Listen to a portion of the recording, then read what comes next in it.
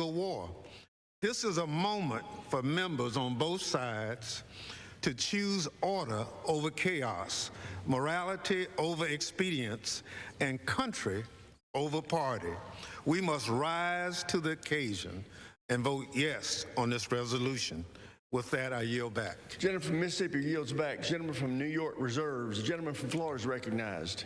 Thank you, Mr. Speaker. I think the other side should take a look at this chart. You can see when operations were kicking off in September, 3 strikes, went up in October, 11 strikes, and then it started to come down. Why?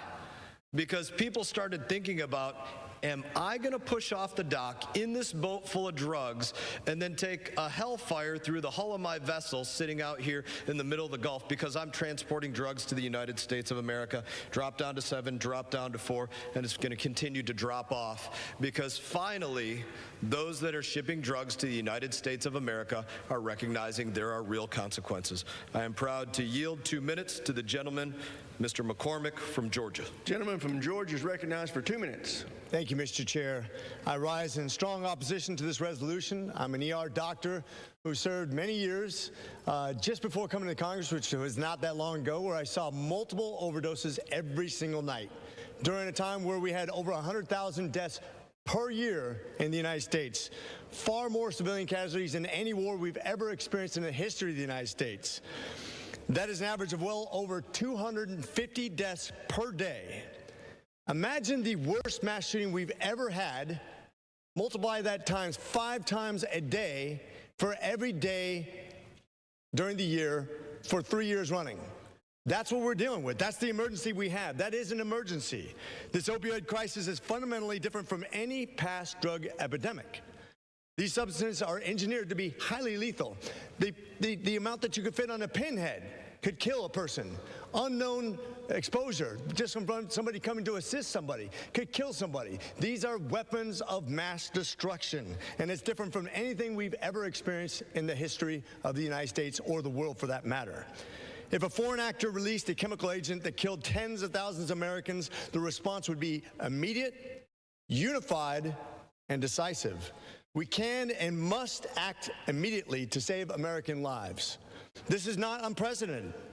Every president in my lifetime, in my adult lifetime, has used the military to this end, to protect the United States people, which is the president's first and most important charge as president.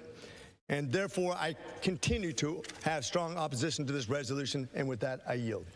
Mr. Speaker, I don't quite reserve yet.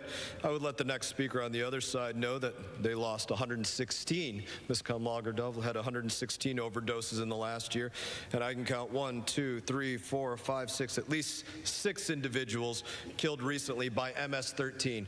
President is working to protect her district from MS-13.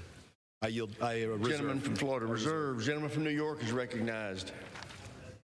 I'm still waiting to hear why major drug dealers, 2 major drug dealers, were pardoned by the President of the United States. I'll wait. Nothing. I'll yield 1.5 minutes to the gentlewoman from California, the ranking member on the Subcommittee on South and Central Asia, Representative Sidney Kamlager-Dove. The gentlewoman is recognized for 2 minutes.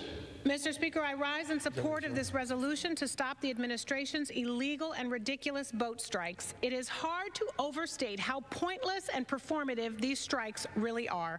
The administration is trying to sell their military kill campaign by saying they're targeting drug traffickers who are selling fentanyl and hurting Americans. Fact, fentanyl and fentanyl precursors do not come to the United States through Caribbean sea routes. Fact, the drug boats that the administration are blowing up are mostly carrying cocaine to Europe. Fact, President Trump just pardoned known Honduran cocaine kingpin. Fact, most smugglers that bring drugs into the country are U.S. citizens. Fact, the real national security threat is selling our AI chips to China, not blowing up fishermen. American taxpayers are spending millions of dollars to stop the Europeans from partying. So what is in it for us? Normalization of extrajudicial killings, a total lack of due process, evidence, or congressional authorization. We need to stop this madness. I authorize, urge, tell Just telling my colleagues to support this resolution, and I yield back. All right.